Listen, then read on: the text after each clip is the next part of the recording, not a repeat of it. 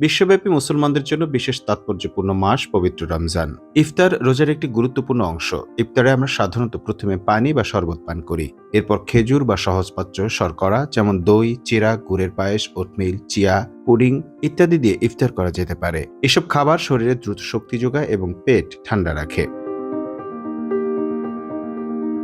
আমরা অনেকেই ইফতারে পানি খেয়ে ভাজাভুজি যেমন ছোলা, পেঁয়াজি, বেগুনি খেতে ভালোবাসি। সারাদিন রোজা রাখার পর এসব খাবারে বুক জ্বালা, পেট ব্যথা, বুক ধড়ফড় করতে পারে, রক্তে ক্ষতিকর চর্বি বাড়তে পারে, আর ওজন তো বাড়বেই, কারণ এসব তৈলাক্ত চর্বিযুক্ত খাবারে প্রচুর ক্যালোরি থাকে।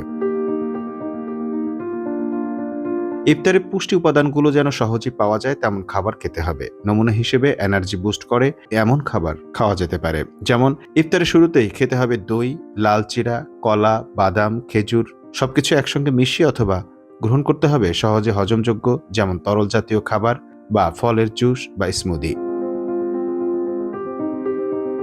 হালিম খুব পুষ্টিকর খাবার। এটি খাওয়া যায় কারণ হালিম কার্বোহাইড্রেট, প্রোটিন ও ফ্যাটের ভালো উৎস।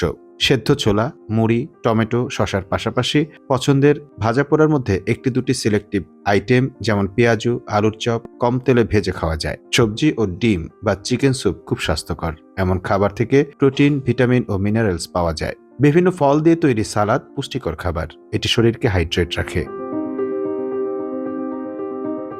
অনেকের কোষ্ঠকাঠিন্যের সমস্যা হয়। পেটের সমস্যা এড়াতে তোকমা, ইসবগুল ও তাজা ফলের রস এই সমস্যায় সাহায্য করে। শরীরকে যথাসম্ভব হাইড্রেট রাখা দরকার যেন পানি শূন্যতা না হয়। সারাদিন রোজা রেখে অতিরিক্ত না খেয়ে খেতে হবে ধীরে ধীরে ও ভালো মতো চিবিয়ে। এতে শরীর সুস্থ থাকবে ও পরের দিনে রোজা রাখার জন্য নিজেকে সুস্থভাবে তৈরি করা যাবে। নমন মাহফুজ, টাইম নিউজ ডেস্ক।